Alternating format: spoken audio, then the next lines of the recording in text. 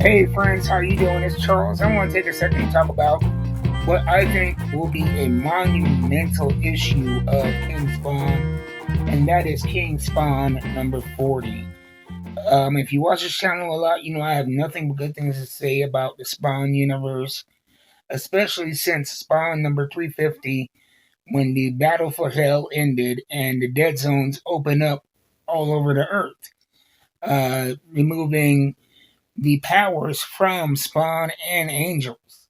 And so you have these powered beings that were, overpowered, superpowered running around Earth.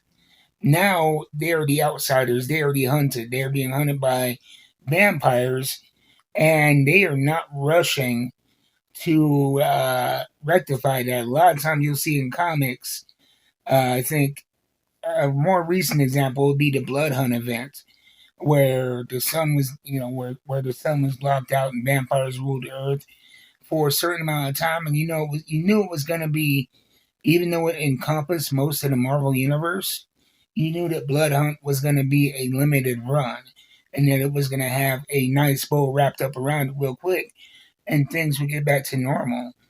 But we're about, I'd argue, maybe 10 issues deep in Spawn, King Spawn, the Scorch, and Gunslinger Spawn into the Dead Zones and company and expanding upon the whole Earth, and they have not.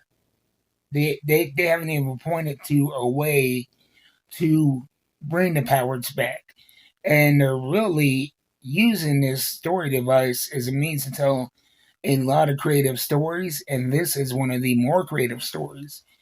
You start off with the cold open of Spawn in peril, and his opponent, who you don't see, says right here, "You took everything from me, everything, and you are a piece of shit, everything." And we see Spawn here beat down and in peril. And you turn the page expecting to find out what's going on here, and we cut to a wedding scene. And so it felt herky jerky, and the tonal shift, the art, the writing, everything changed. And you cut to this very normal American wedding, and the father of the groom is giving a toast with a bunch of lame dad jokes, and really sets the scene immediately to something familiar. And then you took, right here, I love what they do here in these panels. Right here, everything is fine, everything is fine, everything is fine. And then all of a sudden, in the speech bubbles, you have one guy saying, "Holy shit," and the groom saying, "Oh my God," and they're reacting to something you don't see. So you don't know what's going on. It builds up anticipation for that next page turn. And you turn the page, and we see that the father giving the speech is a hellspawn. And he is freaking out. His wife is freaked out. I mean, you'd have to imagine, this character, at least from appearances, is a 50 to 60-year-old man. And his wife and his son are finding out that he is, by, is a monster by most standards. And he is forced into seclusion. And he tries to connect back up with the Spawn network and trying to get help to get his face back. And I like what they did here because they really humanized the guy. You find out that he spent decades building a life for himself. He was sent from hell on a mission, but abandoned it and assumed the life of a human being, a normal human being. And that was his reality. And when the Dead Zones opened up, everything was flipped on its head, and everything that he had built and everything that he loved was taken from him. And we spend a lot of time establishing that, here when he's dealing with this underworld contact, trying to get some semblance of his life back, and the desperation and the loneliness. It is written so beautifully. By the way, I want to take time to acknowledge the writer Rory McDonald with Spawn creator Todd McFarlane, credited with the additional script, and Yildiray Cinar, whose art has been nothing but brilliant this entire King Spawn run. And we end up finding out that the man's wife, she went insane and was committed to a loony bin. His son's wife immediately left him, and his son ended up ending his own life. And the man was broken, all because the dead zones were left open because of what happened in Spawn 350.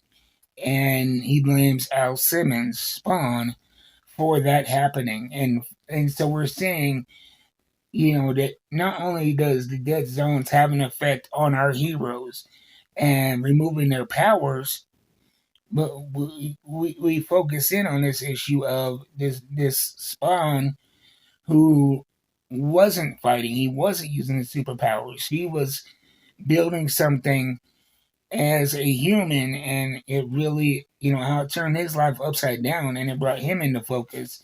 And I like that they're not rushing the story and that they are exploring the wider consequence outside of Spawn and his cohorts, the wider consequence of Spawn's actions and how it affects everybody. Human, Spawn, angel, vampire, everybody's life is affected. And we find that by the end of it, I don't want to give away too much, but he does lure Spawn into a confrontation and presents this information to him, and we leave with a bit of a cliffhanger. I thought it was a brilliant, brilliant issue.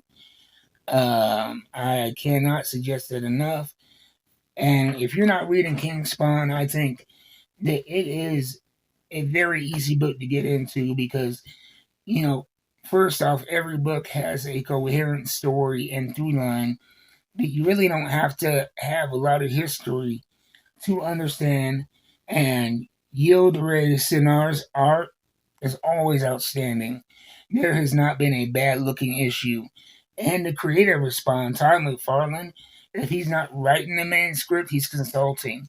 And so we're getting that lineage of Spawn going back all the way to its foundation, along with the brilliant art of Yildiray. And the pacing is amazing. And it creates stakes because I think a lot of books, that we're going to have to sell that next issue. And so while you can have your protagonist in peril and in danger, there is really not a lot of anticipatory tension because they're going to make their way out of it. And that things are going to be right again. And then we go into a new story arc. But right now in the Spawn universe, they're really sitting in that tension. And they're really letting it build. And they're expounding upon it. And you don't know when or if the dead zones will close and if Spawn will get his powers back. And what will happen after that. And so I would really suggest getting into King Spawn, Spawn, Gunslinger Spawn, and The Scorch. Those are the main books that are all tied into this universe here, and they are all tied together. You can read King Spawn by itself and enjoy it, but at least be reading the main Spawn Mothership comic, the comic that started it all, because it ties directly into what's happening in that, but from a different angle featuring different characters. And The Scorch, why they're on their own missions, it's all tied back to Spawn. Same with Gunslinger Spawn. So that's been my thoughts on this. King Spawn, number 40. Look for it at your local comic book store. And if you don't have a local comic book store, I always suggest my friends at Coffee and a Comic, where you get free fresh ground coffee with every purchase. And they have great and secure shipping. You can see me unbox new comics from them every week. And they have great deals. For instance, I live in Wyoming. We don't have ready access to a comic book store. So I go in, I put my order in, and I get boxes weekly for one low monthly price. $23 a month gets me weekly shipping from California to my door with with comics and a side of coffee, so you can't beat it. Anyway, I'll see you guys next time. Until then, keep reading them books. I'm out.